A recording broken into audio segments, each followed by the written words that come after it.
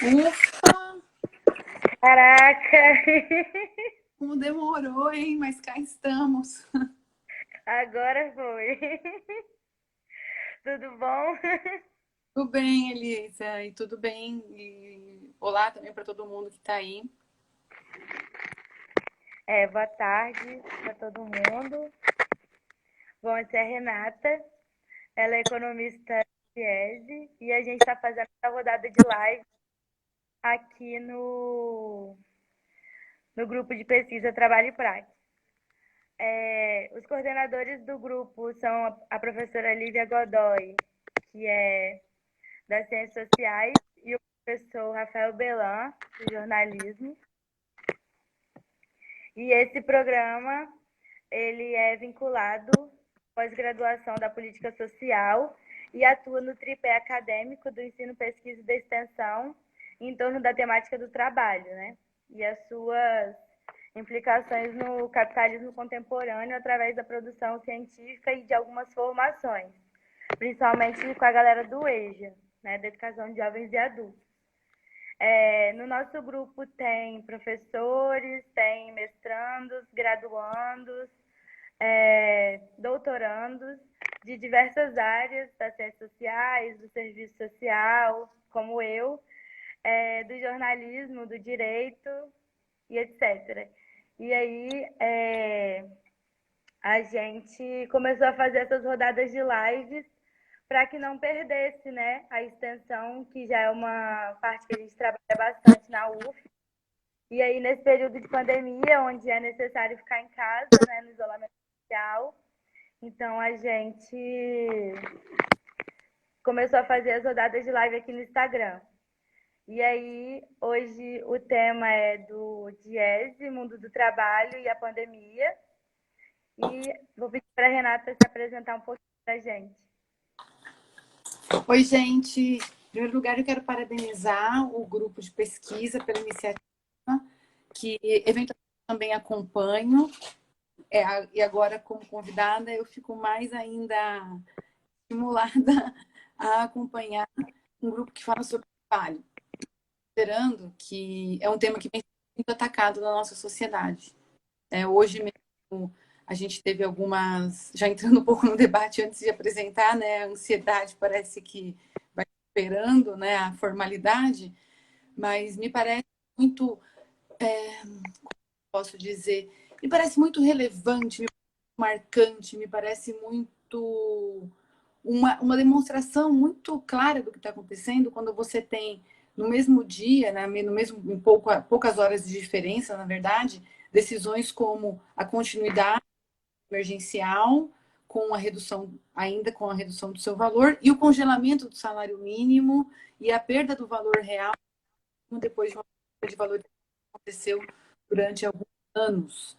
Então, essa mesma balança, essa mesma medida, ela traz alguns elementos para a gente pensar na realidade de ataque ao mundo do trabalho, que não é nada sem trabalhadores, certo? Então, agora eu vou fazer o chamado aqui da Elisa, me apresentar aqui rapidamente.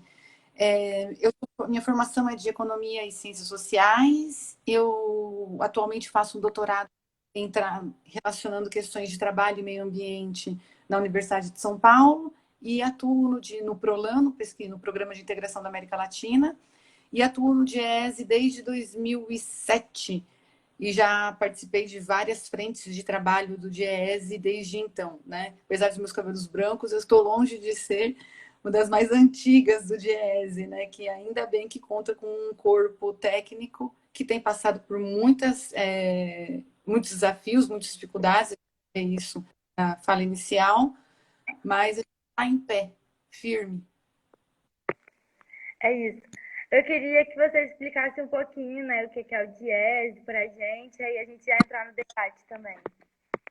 Elissa, a gente tinha programado para entrar 6, mas a gente teve problema para entrar que a gente não vai conseguir descobrir qual é a ordem dos problemas que a gente teve, né?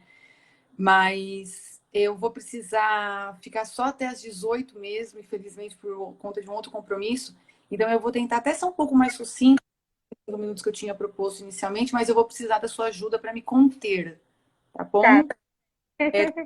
companheiros aí que já me conhecem, o Fausto, a Lívia, que sabe que é difícil contenção, né? Mas vamos lá, conto com você, tá bom? Então vamos colocar Tá, aqui uns 15 minutos para a gente fazer uma fala inicial, apresentar o Diese e abrir para as perguntas que acho que é muito importante. Não dá para ficar sem esse pedacinho, tá bom? tá joia. Então vamos começar. A história do jazz ela é uma história bastante sui generis. Não existe no mundo nenhuma instituição com as características que o jazz tem. E isso é um motivo de muito orgulho e também um motivo de muito zelo por esse patrimônio, né? E eu falo isso muito tranquilamente, porque mesmo antes de trabalhar no Diese, era uma usuária das informações dos dados do Diese, muito antes de imaginar que eu estaria aqui numa posição tal como essa hoje, falando sobre instituição. Quando eu estudava na graduação, na Faculdade de Ciências e Letras da Unesp, campus de Araraquara, eu era uma militante do movimento estudantil também, e toda vez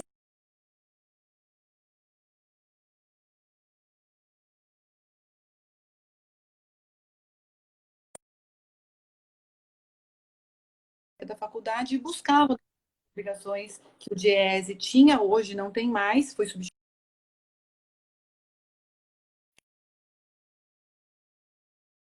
por muitos dados e ajudava a gente materiais, ajudava a gente a fazer intervenção. Então não deixa de ser ao mesmo tempo que aumenta a minha admiração pela própria instituição onde eu trabalho, também já me diz que ela era muito importante para mim, mesmo antes do meu salário depender dela. É isso que eu queria dizer. O Diese tem mais de 60 anos. Ele foi fundado como uma associação de 12 sindicatos que se reuniram basicamente na capital São Paulo, e o mote dessa união dos sindicatos estava em construir pesquisas do ponto de vista do sindicato que pudessem ser críveis para trabalhadores e trabalhadoras, e havia um motivo muito específico. Há 60 anos atrás, a negociação entre capital e trabalho ela não se dava da forma como a gente conhece hoje, que no setor público, apesar de não ser regulamentada, ela eventualmente acontece, não tem acontecido, desde que o Estado resolveu fechar a para os servidores, muito pelo contrário, né, acusa os servidores de estarem o tempo todo com uma granada contra o governo, né? Uma coisa extremamente difícil de até construir uma imagem e dá muito pano para manga. E por um outro lado, no setor privado, a negociação que hoje ela é estabelecida por datas bases anuais e através de negociação, ela era feita através do estabelecimento de políticas de leis salariais. Então, era o governo que fixava como e por quanto os salários deveriam ser corrigidos. Acontece que os trabalhadores e os sindicatos não eram esses, né? Não era a CUT, não era a CGT, não era Força, não era a CSP. A gente está falando ainda do velho sindicalismo, do sindicalismo que ainda vivia sob a tutela do Ministério, do antigo Ministério do Trabalho e Emprego, agora atualmente apenas uma secretaria do Ministério da Economia, com várias funções direcionadas, sendo feitas ou não feitas pelo Ministério da Economia. Então, toda essa operação fez com que os sindicalistas falassem: olha, a gente não acredita na política salarial que o governo faz, mas a gente não tem como contrapor. Então, houve a iniciativa de criar essa instituição, que é o Diese. Ao longo da história, o Diese passou, e o movimento sindical, passou por diversas transformações. Agora, veja bem, o Diese, sua origem, hoje a gente fala muito do think tank, do imperialismo, do think tank da classe dominante, que são esse monte de organizações, algumas até sob a forma de ONG, institutos, que estão aí para fazer divulgação de um pensamento em prol de uma classe social. O Diese, obviamente, ele é o mais antigo think tank da classe trabalhadora, um dos mais antigos think tank da classe trabalhadora brasileira, né? Ou para a gente colocar em termos que não é o termo, que é um termo mais achegado a nós, que transitamos um pouco pelo marxismo, é a parte da construção dos intelectuais orgânicos da classe trabalhadora, né? Então, aliás, é interessante pensar por que o departamento vai falar disso, vou tentar falar disso nesses 15 minutos. É interessante como que esse departamento ele também vai se conformando como uma elite num sentido de que se destaca, né, da classe trabalhadora, dos afazeres comuns da classe trabalhadora, para pensar a própria classe e munir de ferramentas. Né? Esse é um destacamento da classe. Muitos trabalhadores no Diese eram originários dos próprios sindicatos ou das próprias bases de trabalhadores, como até hoje acontece. Infelizmente não acontece tanto, porque a gente vem diminuindo, assim como o movimento sindical vem sendo atacado cotidianamente, o Diese sente esses reflexos e vem diminuindo. Ao longo dessa história, né, foram vários momentos. Chamar departamento e continuar conformado como departamento significa que o Diese se vê como missão de não propiciar, de não estimular que cada central sindical crie o seu próprio departamento. O Diese, e isso é um acordo entre as centrais, o Diese quer se conformar, sente que tem a missão de se conformar como esse departamento que une e reúne as centrais sindicais. Evidentemente, eu falo centrais sindicais, mas isso acontece também em diversos níveis, ao nível dos estados, quando a gente consegue reunir federações, ao nível da localidade. Eu esqueci de falar na minha apresentação, eu falo hoje de um projeto que se chama Unidade de Atendimento Local, que tem como finalidade atender os sindicatos no Vale do Paraíba. Então, se eventualmente a gente reúne aqui os sindicatos do Vale do Paraíba, a gente reúne sindicatos de diversos setores e diversas, ou até nenhuma, filiação sindical. Então, a gente cumpre um papel que é o D, que é o departamento, né, que é de ser esse departamento que é externo, mas que funciona também por dentro, fazendo a reunião das diferenças das categorias e das diferentes matizes ideológicas, e o intersindical, né, que é muito difícil, é muito caro, mas é um legado que o Diese já sabe operar bastante e tem um respeito das centrais sindicais e dos sindicatos para fazê-lo, porque se não tivesse o respeito para fazê-lo, de nada adiantaria a gente tentar fazer. Esse intersindical, recentemente, ele foi muito importante, por exemplo, na reforma da Previdência. O que significa ser intersindical? Significa que a gente se conforma como um locus em que os diferentes podem vir, reunir-se e a gente vai fazer o trabalho que a gente tem feito há décadas, que é de produzir sínteses. Então, o Diese, muitas vezes, existem diversas caracterizações sobre o que é o Diese, mas a gente nunca pode perder de vista de que ele é, de certa maneira, né, considerando várias nuances aí, não é uma coisa muito imediata, tem mediações, mas é um reflexo das centrais sindicais brasileiras e do estágio das artes do sindicalismo brasileiro. Quando o sindicalismo brasileiro se torna mais combativo, se torna mais reivindicativo, se torna mais revolucionário, o Diese acompanha isso. Agora, quando está no momento em que está, que é um momento de muito refluxo, é um momento defensivo da classe em função dos ataques que temos sofrido e da pouca margem de diálogo e de negociação que a gente tem, a correlação de forças bastante desfavorável, a gente reflete isso também. Né? É claro que esse reflexo ele não é uma coisa imediata, ele tem mediações. Porque às vezes também o Diese fala, olha, acho que a gente está muito, vamos dizer assim, muito recuado, a gente pode andar um pouquinho mais, às vezes a gente cumpre esse papel. E às vezes também a gente já fez o contrário, de falar, olha, não vamos porque vai estourar a corda. Né? Então, essa mediação, esse reflexo, ele não é muito imediato e tem essas mediações. Né? Hoje nós temos, no Brasil, nós somos pequenos. Eu vou falar para vocês quantas pessoas a gente tem no Brasil trabalhando diretamente e vocês vão falar como é que eles conseguem, né? E até eu me assusto quando eu falo isso também. Nós temos cerca de 120 trabalhadores hoje no Brasil. A gente já foi muito maior, a gente já teve o triplo do que a gente tem hoje.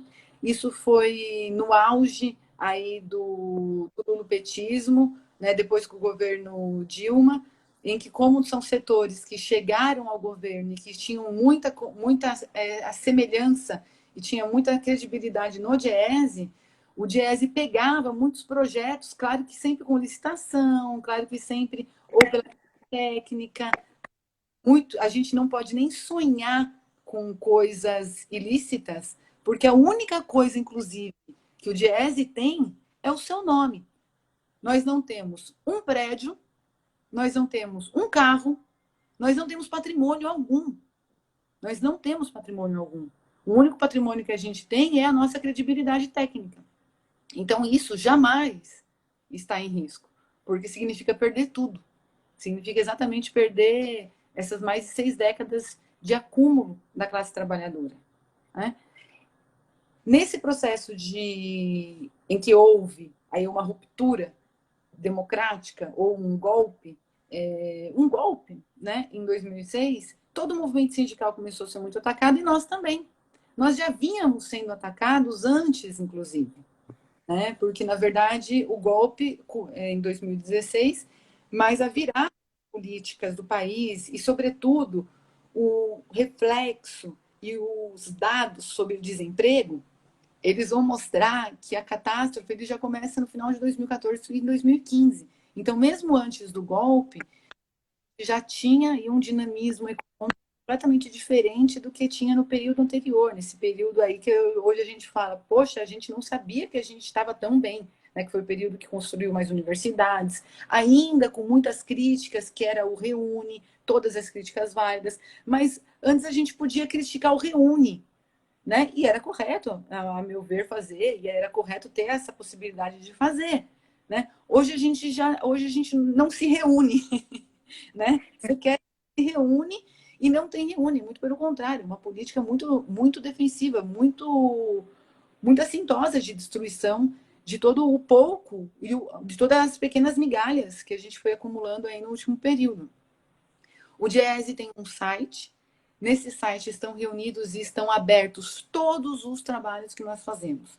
Nós atuamos em 3 frentes, basicamente, que é a frente de pesquisas, e pesquisas sindicais e pesquisas de utilidade pública, como é que a gente fez por décadas, que é a pesquisa de emprego e desemprego, que é uma pesquisa que todo mundo conhece o Diese e até não sabe, conhece, porque a gente sempre participou do noticiário nacional, dizendo o índice de emprego e desemprego medido pelo Diese, ou os preços da cesta básica nacional medido pelo Diese, o salário mínimo do Diese. Então, todas essas pesquisas, esses itens, a gente absorveu pela quantidade de vezes que aparece no noticiário, mas não se dá conta de quem é que estava fazendo isso, né? E é o Diese. A gente tem uma frente de assessoria sindical, que é inclusive a frente em que eu mais tenho atuado desde que participo no Diese, que é assessoria direta ao movimento sindical, é assessoria a mesas de negociação, assessoria de formação, assessoria para as informações que o sindicato precisa organizar, levantar, ter à mão, para melhorar a sua atividade, qualificar a sua intervenção, tanto para fora na sociedade, quanto para dentro, junto dos seus filiados e do conjunto da base que representa. E temos também uma frente de formação, que é educação, basicamente, né? Hoje a gente tinha separado, mas hoje a gente já vai juntando bastante essas 2 frentes de formação e educação, inclusive com a constituição da faculdade do Diese, que tem cursos é o único curso de graduação no país de ciências do trabalho. Nós temos um curso de graduação e um curso de pós-graduação que tem como tema o trabalho em todos os seus aspectos, né? Inclusive, por exemplo, eu hoje ministro uma disciplina que é o trabalho e meio ambiente, e colegas estão ministrando disciplinas sobre arte, né? E, evidentemente, o núcleo duro do que é a discussão sobre a discussão sociológica, a discussão da economia política, sobre o trabalho. Então, é um curso interessantíssimo e a maioria dos nossos alunos são sindicalistas ou militantes do movimento social. E, é claro, a maioria, a nossa reincidência de alunos é nessa situação. É nessa qualificação, nessa origem. Mas eu recomendo fortemente, né, para que vocês acessem o site Diese. Na pandemia, nós temos produzido mais do que produzimos, acho que mais durante os últimos anos, porque a pandemia ela vem com uma janela de oportunidade para os ataques à trabalhadora. Quando o Salles fala na reunião ministerial do dia 22 de abril, o dia do descobrimento do Brasil, e é o dia também que o Brasil descobriu qual é o ministério que o governo, 20 de abril, ele diz sobre a questão ambiental para passar a boiada, porque todos estão de olho na questão da saúde, na discussão sanitária, né? Essa boiada, ela está passando em todo lugar. E ela está passando no mundo do trabalho. Mas aí a gente tem o boletim de negociação, que é recorrentemente, mensalmente publicado e tem acesso no site. O nosso boletim vai mostrando qual é o desempenho da negociação coletiva, qual é o desempenho das contratações, está sendo resolvida, como está sendo tratado a questão da Covid na livre negociação do setor privado e também no setor público. E a situação não é boa, né? E o que é mais importante ainda é que a situação é péssima, a gente tem 13% de desemprego no país. O Diese não tem feito mais, não tem atuado muito mais na pesquisa do emprego e desemprego, como já fez outrora. E aí, quem é jovem há mais tempo como eu, vai se lembrar que sempre existiam no Brasil duas taxas de desemprego, a do IBGE e a do Diese. A do Diese, ela era quase o dobro do que a do IBGE. Estavam certas. As duas taxas estavam certas, é que seguiam metodologia.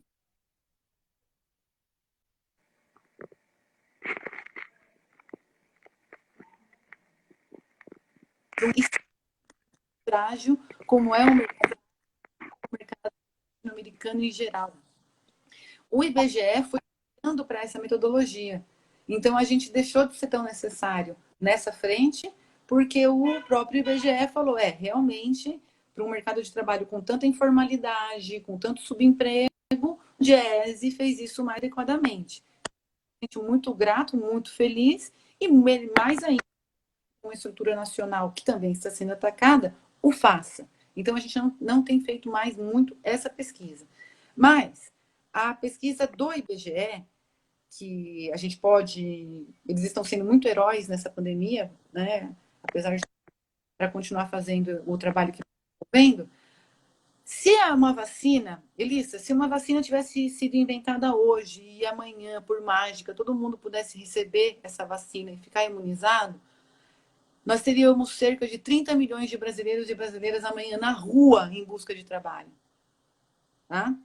Isso significa que é 30% da população que a gente tem hoje ocupada, e com relação à população nacional, a gente está falando aí de 16% da população brasileira que hoje não tem trabalho, ou está na informalidade, ou trabalha menos horas do que gostaria de trabalhar. Né? E lembrando que a informalidade nem sempre, tem toda uma discussão sobre isso, mas considerando todas as categorias que a gente olha o mercado de trabalho, eu queria deixar aqui um alerta para os nossos pesquisadores, para os nossos interessados, de que, de fato, o pior está por vir. E isso não é uma cantilena de uma que é pessimista. Muito pelo contrário. Quem me conhece sabe que eu vivo dando risada e eu sou super otimista. Né? Super acredito no nosso poder de mobilização, super acho que pessimista da realidade, uma análise fria, o pior da pandemia para o mundo do trabalho está por vir.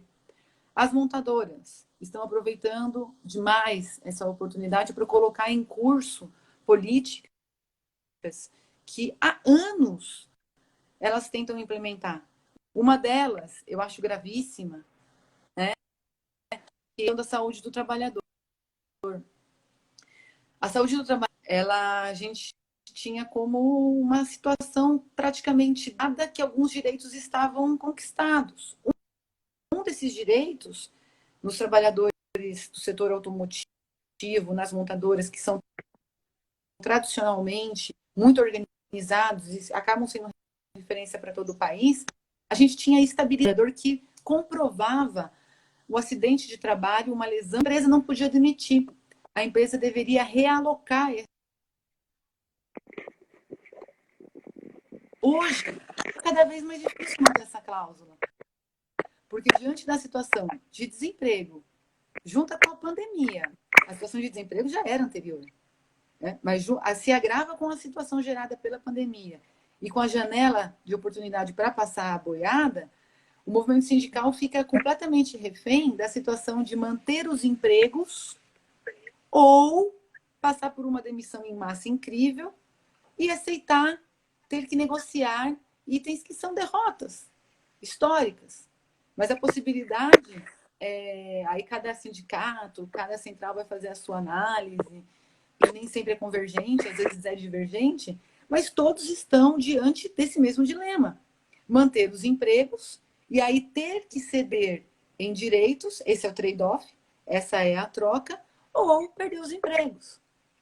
Né? As políticas do governo não foram suficientes para a manutenção desse desequilíbrio que a gente já tinha antes entre capital e trabalho, muito pelo contrário, ela hoje vem cada vez mais fazendo com que essa balança pese, né, seja mais pesada para a situação do capital, enquanto os trabalhadores vêm diminuindo o seu poder de barganha. Aí, claro que tem a ver com a reforma trabalhista já de 2017, com toda essa continuidade de ataques que vem já de alguns anos, que a pandemia, reforço, é uma grande janela de oportunidades. Agora, imagina o que significa de retrocesso você voltar para a situação em que o trabalhador que ele é descartável.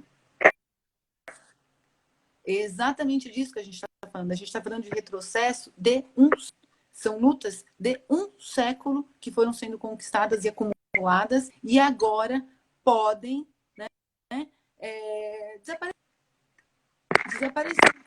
Isso não é só da vontade objetiva, né, dos sindicatos, dos estudiosos e dos trabalhadores, mas ela também precisa ser mediada por um cenário e por uma correlação de forças.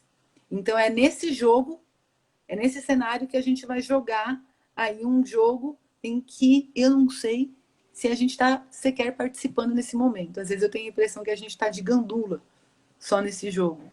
Então, é isso, Elisa. Espero que eu tenha dado conta um pouquinho do Diese, entrar um pouquinho na discussão e vamos lá para o debate. Foi. É, passou só 2 minutinhos só. Aí eu nem quis parar. É, eu também tenho uma. Não é bem uma dúvida, né? Mas é uma coisa que me chocou um pouco. Apesar de que o governo Bolsonaro é muito difícil a gente se chocar com ele. Mas às vezes acontece. Quando foi falar sobre o Renda Brasil, né? Que é um novo Bolsa Família e tal. E aí o Bolsonaro teve aquele como uma oposição, né, a Guedes, dizendo que o maior programa de política social do Brasil tem que ser o emprego. E eu achei isso muito contraditório, assim, mais desanimador do que já vem sido. E foi isso, assim, eu fiquei imensamente chocada dele ter falado isso, visto que o nosso índice de desemprego está só aumentando e ele não tem feito nada para mudar isso. E principalmente nesse período da pandemia, onde que a gente sabe que é um direito, né, poder ficar em casa, poder se cuidar.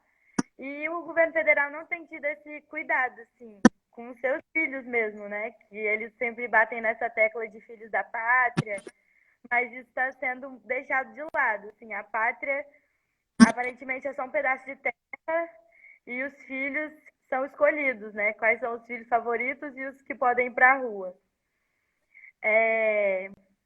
Tem algumas perguntas aqui que eu achei muito interessantes. A primeira é de que desde 2016 parece que tem sumido algumas informações dos sites do governo federal. E a pergunta é se isso tem impactado o Diese. Tá, Elisa, tem a sua pergunta, eu vi uma outra pergunta também Do Fagner, dizendo que sindicatos podem ser crise. Alguém também perguntou, acho que você falou, se o Bozo pode tentar interferir no Diese. A Lívia aqui dizendo, ressaltando aqui que o material Diese é um apoio importante. Perguntando também o que eu recomendo aos estudantes de graduação e pós-graduação com relação aos materiais do Diese. Então, vamos lá. Bom, Renda Brasil e sobre emprego. A gente precisa ainda, acredito, assentar melhor um pouco as bases dessa discussão. Eu estou dizendo isso entre nós e não com relação ao governo. Porque, ora, o programa de renda, seja o Bolsa Família ou seja o Renda Brasil, eles são programas supostamente emergenciais, cuja finalidade é ou deveria ser fazer com que as pessoas deixem de receber e tenham uma colocação no mercado de trabalho ou uma tarefa, uma atividade produtiva em que ela possa fazer jus às suas necessidades básicas de uma vida digna. Nesse sentido, o Renda Brasil não é esse programa e também o que o mercado de trabalho tem sido objeto a partir da óptica do governo não significa nem de longe gerar empregos. Porque também é importante dizer, isso que quando a gente fala que não gera empregos, significa que nessa pandemia, além da gente não ter política sanitária, o Brasil hoje ele está à deriva sem política industrial. Como é que você tem um panorama em que empresas façam seus investimentos numa ótica desenvolvimentista, neodesenvolvimentista ainda, né? De que as empresas façam seus investimentos, decidam se instalar no Brasil ou decidam ampliar operações no Brasil, se você não tem política industrial e se você tem tantas incertezas a respeito do que passa na cabeça dos que nos governam. Quando a pandemia apareceu, as primeiras políticas foram destinadas para o setor financeiro. E foram destinadas para o setor financeiro, que se encheu de liquidez, com mais de 1 tri. Os bancos ficaram empossados, esse é o termo do economês, né? Tiveram um empossamento de liquidez, tinham muitos recursos para emprestar, mas não tinha ninguém tomando recurso, por 2 motivos. Porque as condições não eram efetivamente favoráveis, o setor produtivo, independente do tamanho, grande, médio, ou estou falando desde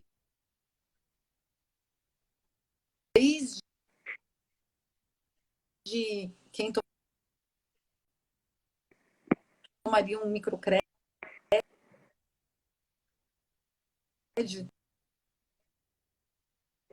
ou quem tomaria um crédito para pequeno, ou quem tomaria um crédito para grande, não vai fazer porque não sabe o que acontece no caminho.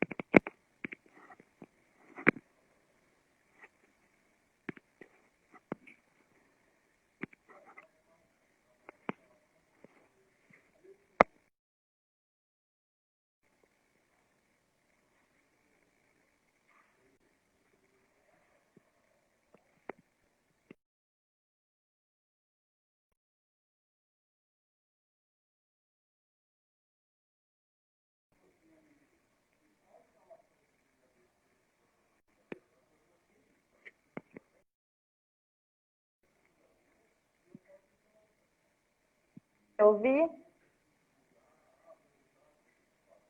Que aí eu não sei se é com o Instagram ou se é com o microfone da Renata.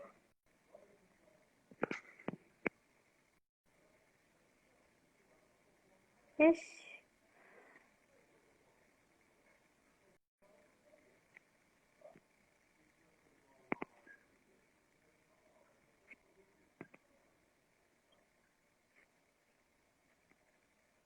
Ah, tá parecendo que ele me ouve.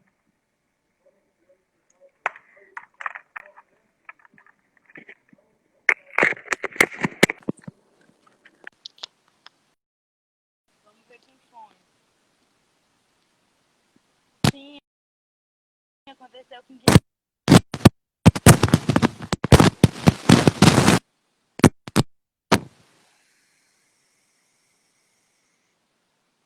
Você consegue me ouvir, Liz, agora?